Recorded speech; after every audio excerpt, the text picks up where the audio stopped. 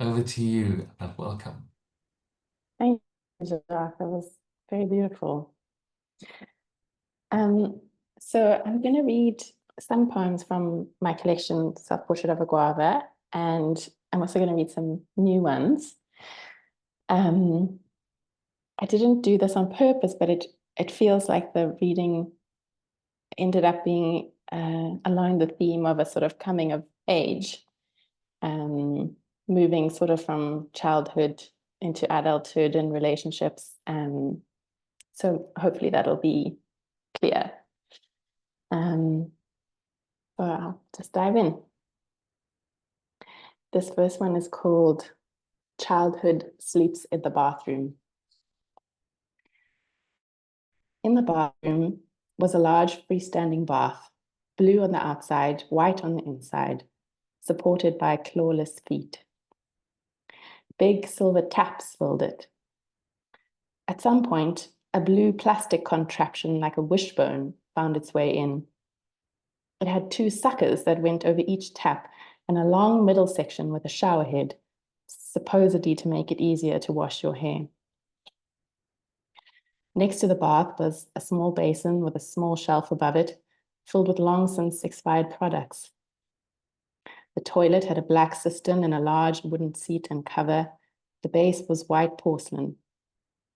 A tiny window next to the loo, in blue stained glass, looked up towards the terrace garden and the steps that came down from the road.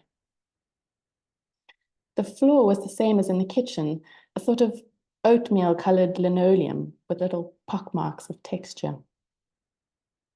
I always liked the light switch in the bathroom, a string that hung from the ceiling.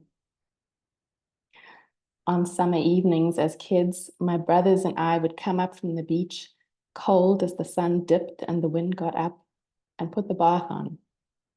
We'd fight over who would get in first. A gracious winner would let the others thaw their toes until their turn. When I got older, I'd swim with my mother in the early morning, and she'd always let me bath first. Then I would relish soaking in the hot water, lying down and letting it cover my ears, blocking out all auditory information except the strange underwater sounds.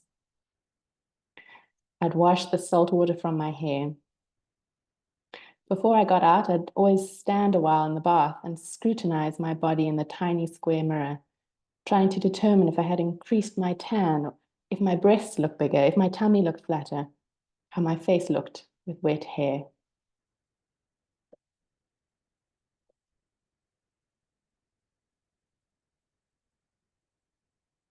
This one is called Looking at This Picture.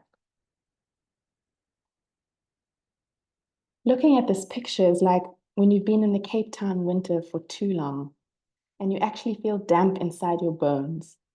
And then you go to Namibia and it's so warm that even the wind is warm and it thaws you out from the inside, so you feel dry again.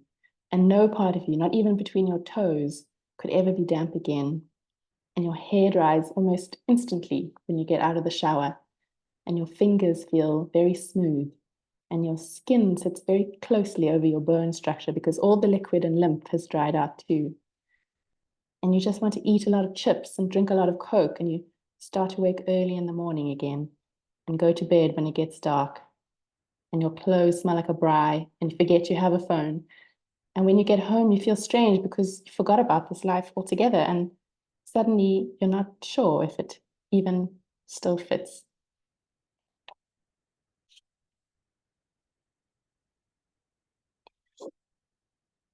Under the bus.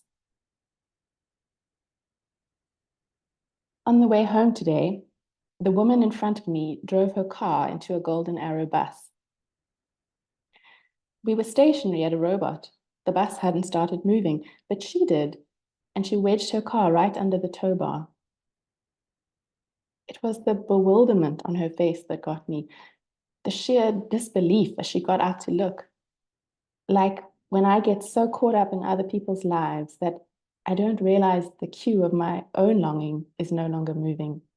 My own dreams, not only immobile, but wedged under a bus.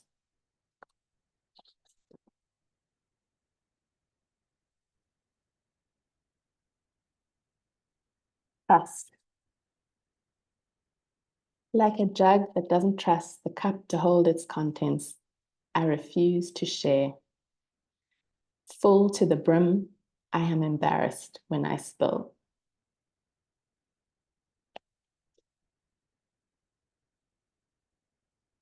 Just let me know if I'm going too fast.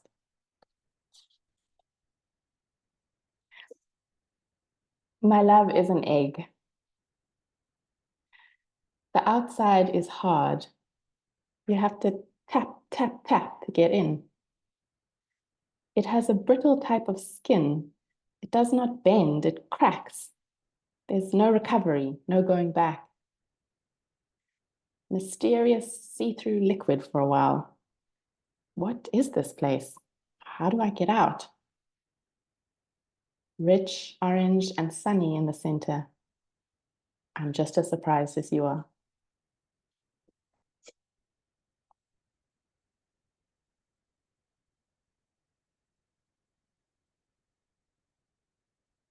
Raspberries. I had an idea for a poem. I was making oats. Sam was trying to fill his bottle with rehydrate, one-handed. I had a new candle to light, and the lilies that Josie brought were starting to open. Sam left for his run, and sunlight streamed onto the table. I feel so rich, I thought. I must write it down. And then I thought, you can't write a poem about a candle, the lilies, and the morning light. Who are you? I wondered if there was a way to make it gritty. But there's nothing gritty about this morning. I feel ridiculously light and happy, and this poem is destined to be a failure. The raspberries were so tart in the oats.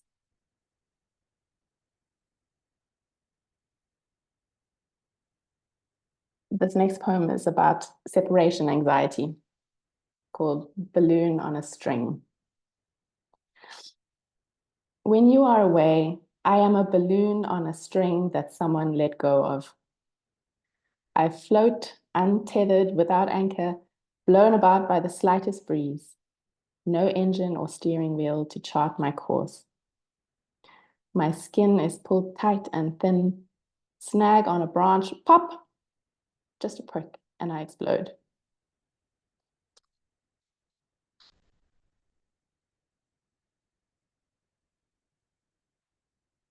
So the next set of poems are ekphrastic poems, which is a word that I recently learned, which means writing from looking at art and writing in response to visual art.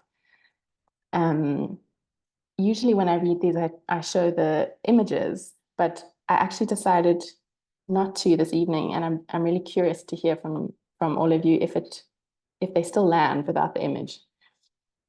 So this one is called Barely There, and it's after Anne Harris's portrait, Red Robe, from 2013. Her dressing gown is thick, red, and velvety. It falls in folds like a puppy's skin. Her shoulders are barely there, sloping down to arms without angle, hands hidden in pockets. In her face, yellow coals glow from purple caves of sunken eye socket. Eyebrows creep so high up her forehead that they're lost in a slung-bossed hairline.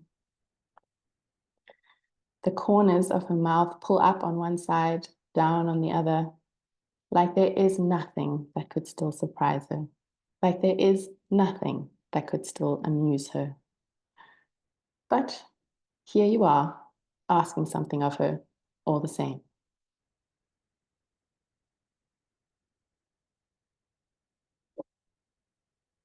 The next one is called Woman Flying, and it's after Catherine Bradford's painting. She's an American painter.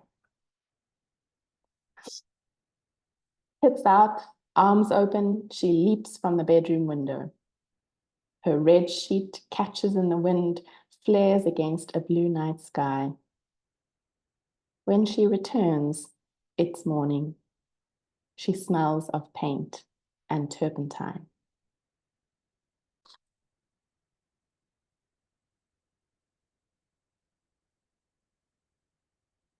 The next one is called The Bath, and it's after Pierre Bonnard's 1925 lithograph.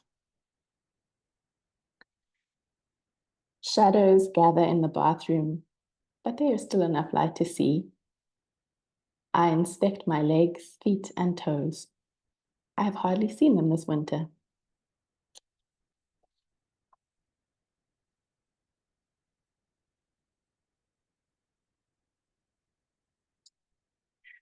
The next one is called Sorrowing Old Man, and it's after Vincent van Gogh's 1890 painting. And I wrote this in October 2023. The old man sits in the wooden chair. Hunched over, head in his hands, he begins to weep. The paint on his hands mixes with his tears, leaves green and brown smudges around his eyes where he wipes them, and on his blue overalls where he wipes them. Helpless, he cannot move from where he sits. Helpless, I cannot move from where I stand. So we stay like this. He weeps and I watch. I don't know many things, but I do know this. I must not look away. I must not look away.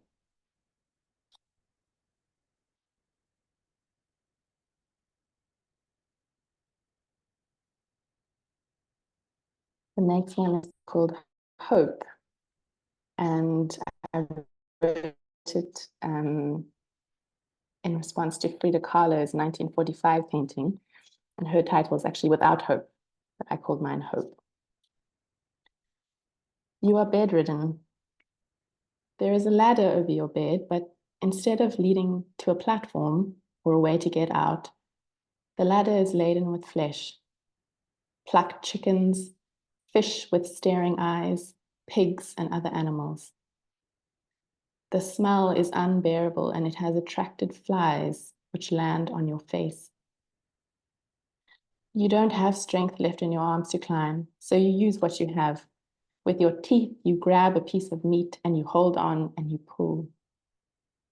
It is salty and metallic in your mouth, but you hold on because at least if it all falls on top of you, the end of the ladder will now be cleared and somebody, even if it's not you, will be able to climb out.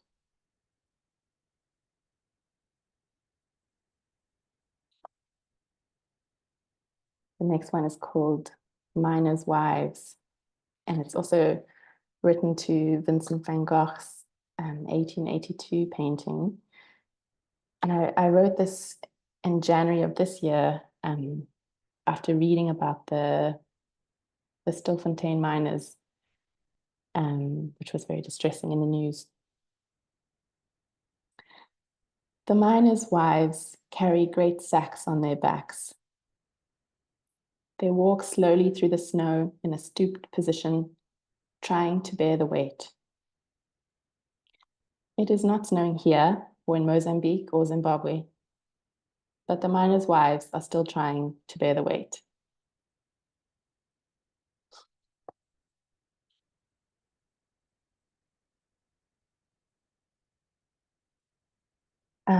The next set of poems are from Rio. Earlier this year, I visited Rio for a family wedding, which was an amazing opportunity.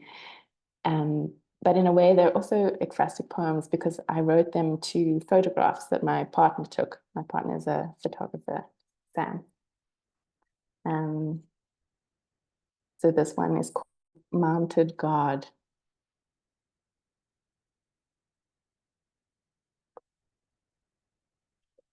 Mounted Guard. On our way back from the beach, we wait to cross a palm-lined street with 3 chestnut mares, with manes cut short and blunt like an equine crew cut, and numbers branded on their flanks, whose riders wear bulletproof vests, plastic helmets, and knee-high boots, and pretend not to pose for a photo. Rio reminds me of home.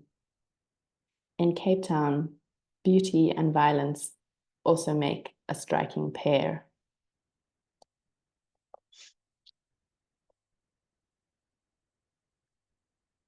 arrival. Blue sky of early morning, red-tipped plane wing, shadow on the tarmac. Frigate birds circle high above us in geometric formations, never flapping their wings or pausing in their surveillance.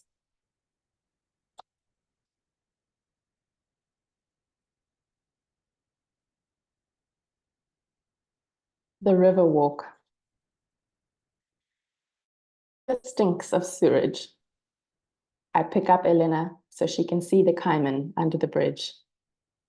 She is tired of walking now. When we get home, can we paint her toenails pink? We should paint Sam's toenails pink too. Then all three of us will match for the wedding. The day after. The day after the wedding, it's grey and overcast. Not cold, but the first day I wish I'd brought a jersey to the beach. Brendan hoists Elena up by her legs, grips her above the knees to put her on his shoulders. Red and white checkered dress blows in the breeze. Tired, hungover, dreading the evening goodbyes, we sit at our usual kiosk, drink beer in small glasses, and cool green coconuts with straws.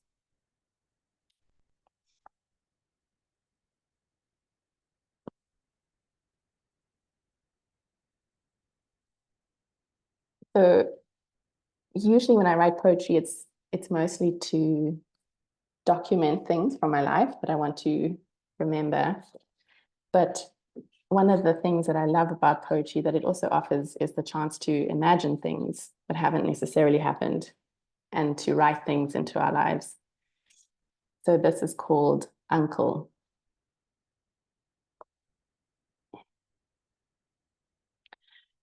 I don't know how old you'd have been today if you had lived, or what you'd look like, or if you were a sunny-hearted person, as they say children with Down syndrome usually are.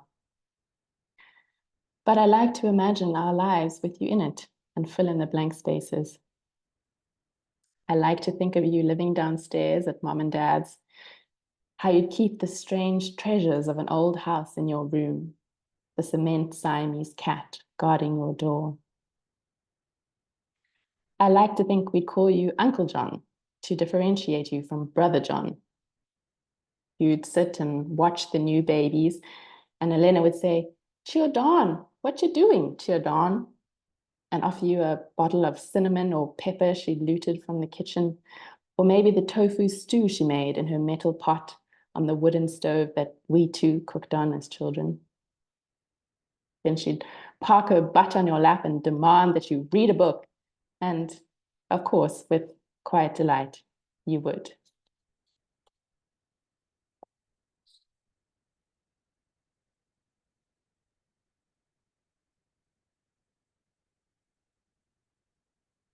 This one is called Marriage Poem.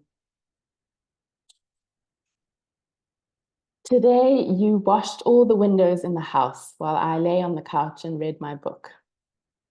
I made us a lunch of cheese and tomato rolls with half a burnt millie each from last night's braai and half a glass of beer each, since there was still no water in Cork Bay.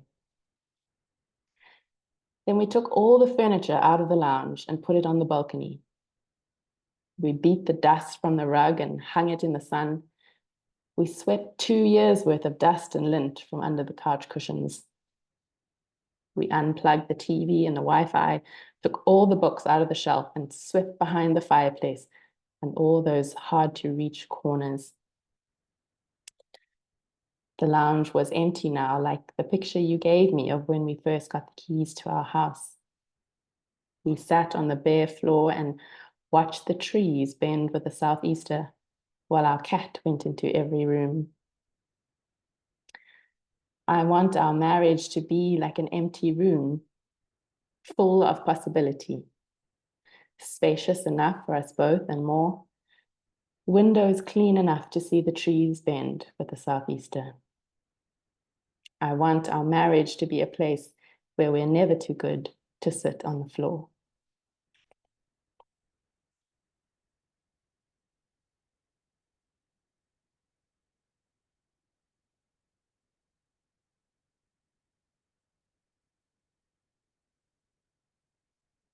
This one's called tuna pasta.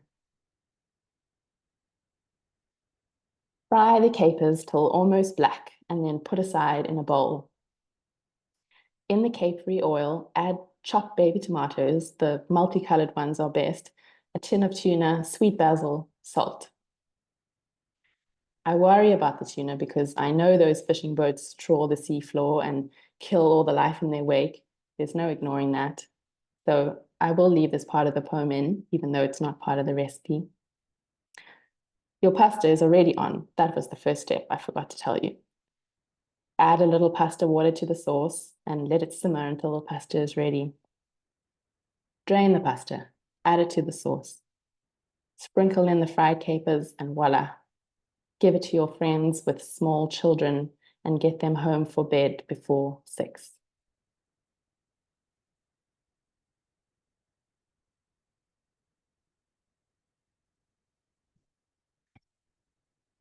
This one's called The Park. I'm working in the window at Bob's Bagels. I have a view of the park. It's such a wholesome scene in front of me. All these blonde babies and their caramel mothers, bags of provisions scattered among the swings. Each member is absorbed in their task. One fights off sun cream. One climbs to the top of the slide. One has found a rice cake. One needs to be held. Like air in a balloon or smoke in a room, something intangible fills me. I search for a pin to pop the membrane, a fan to clear the air, anything to release the corrosive gas of my envy.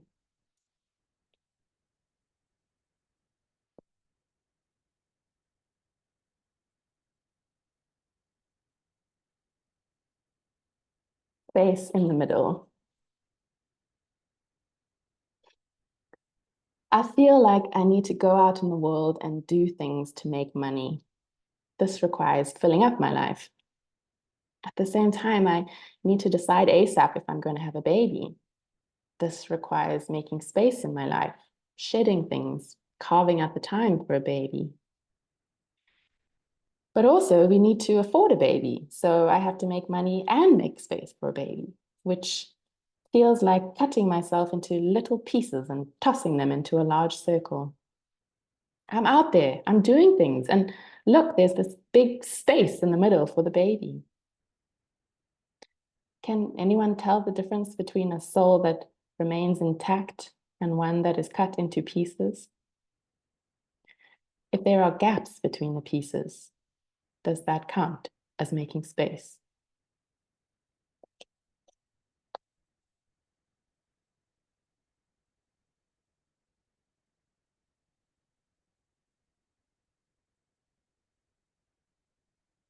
An 1800s teaching aid. The fetus is carved in marble, a sleeping figure emerging from stone, still wrapped in its amniotic fabric. Feathery tendrils attach sac to uterus, and folds of silk reveal an arm, a hand, a head, a face. What did the teacher tell his students? What did he know of birth and stone?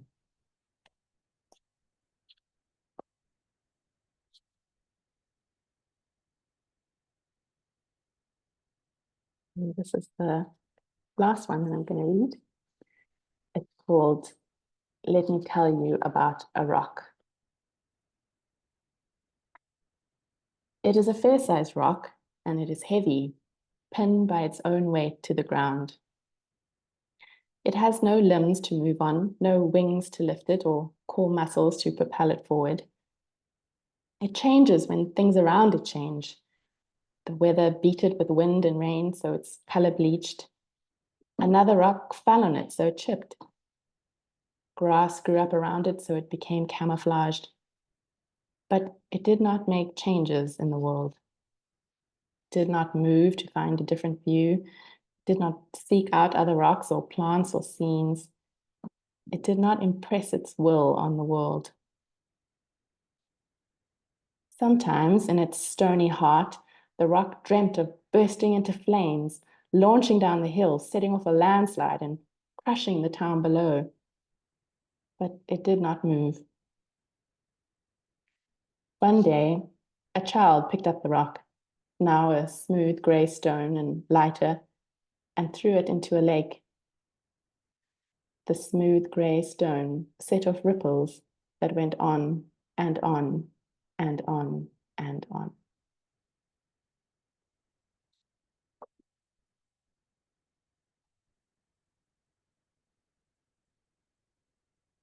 Thank you so much. Thank you, Lucy. Yeah, lovely to hear your poems finally. Could we all just unmute and give Lucy a round of applause? Appreciation. Thank you so much. Okay. So this is the Q&A part of the evening, where anyone is welcome to make a comment, an observation, or ask Lucy a question. I could start us off unless there's anyone who would like to jump in. Okay, Jacques, you're quick as usual. Go for it.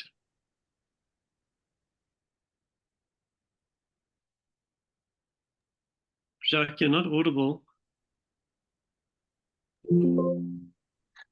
Oh, that means I've been unmuted all the time. Anyway, I'm glad you can hear me now. So, that was I was incredibly moved by your reading, and a thing like that is always sort of 3% luck. It's just the perfect day for me to hear these poems, but it's 97% the poems, and um, it's just Thank you absolutely so much. to hear them. I kept thinking, um, I think you said it most clearly for me in the poem where you both want to be intact and you are rushing to gain experience, even if it means feeling as if you're cut into pieces. And I kept thinking of how Blake published his Songs of Innocence and Songs of Experience in the same book, as if to say that these are not, it's not that there's a line from innocence to experience. These are states that have to exist, have to coexist in our lives all the time. Mm. I wonder if that feels more like a comment than a question, but I wonder if you want to say something about that movement um, between sort of kind of radical innocence and experience in your poems, because it's something that's it's very moving for me.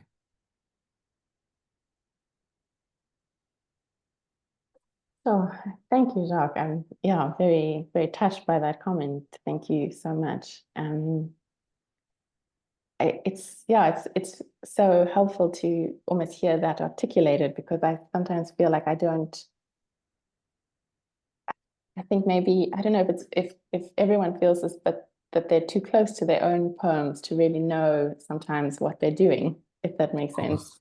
Yes. That certainly wasn't something that I had in my mind when, putting the collection together, or I think, that just sort of happened. And so it's really helpful to hear you describe it in that way. Thank you. It's very, I could carry on, but it's very moving. Thank you. Thank you so much.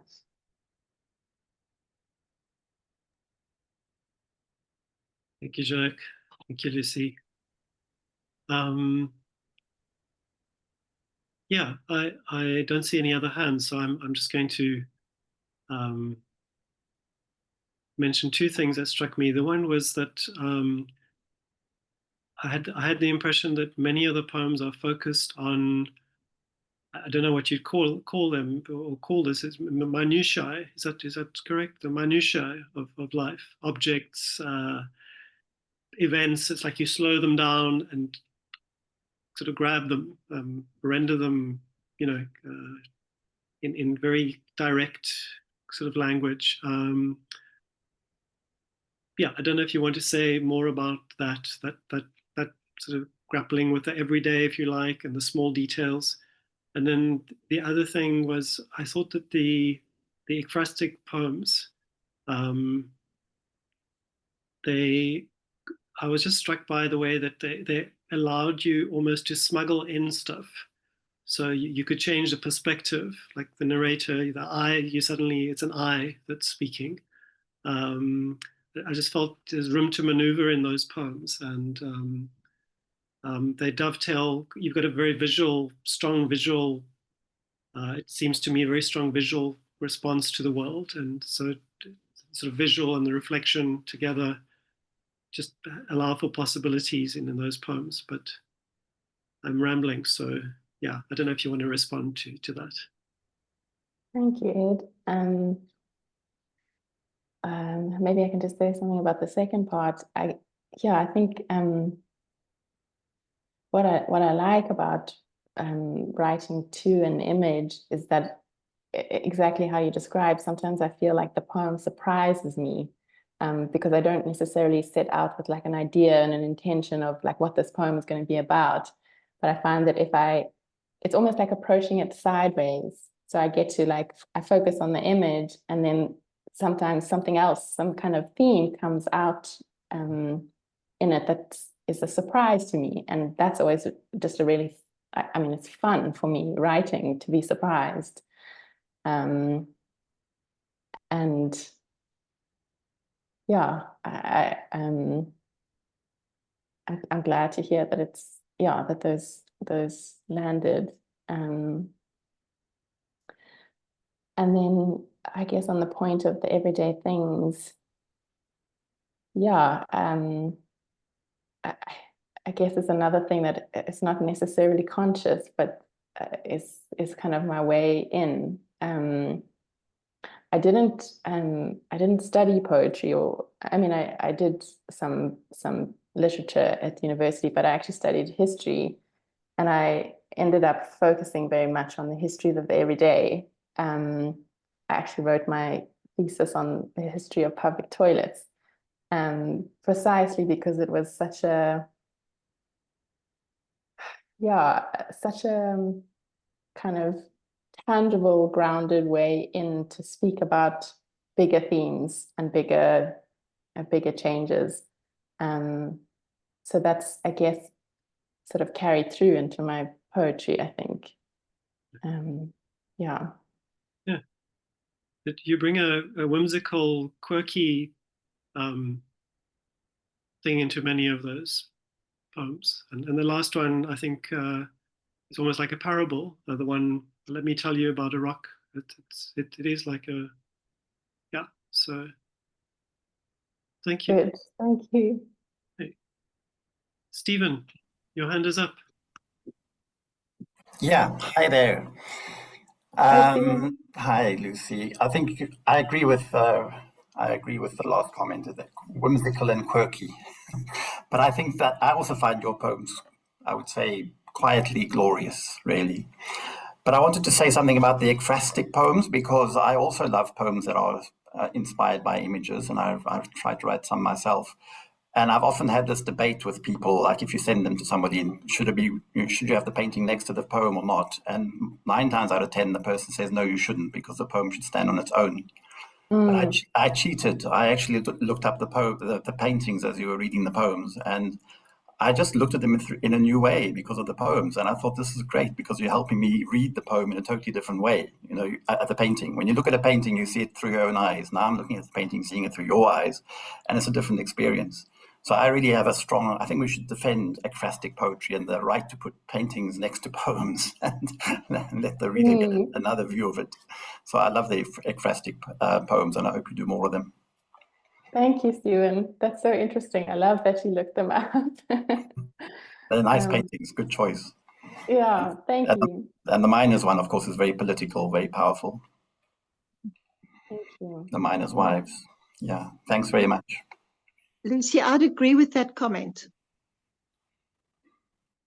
Thanks, Di. That it's nice to be able to look up the paintings. Thanks. Yeah, I must thank Fanula Dowling for many of those images. I attend her workshops, and she often gives us artworks as prompts, and I find them just, yeah, so helpful.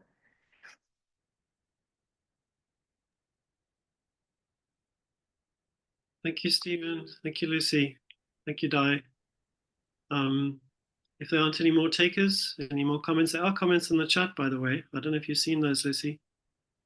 From Anne Jane Dreyer. Thank you so much, and it's so lovely to have you here. And okay, so you like not seeing the paintings.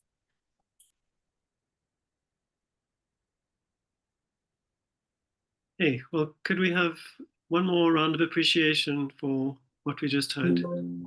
Thank you, Lucy. Thank you so much. It's such a delight to be here. Thank you so much.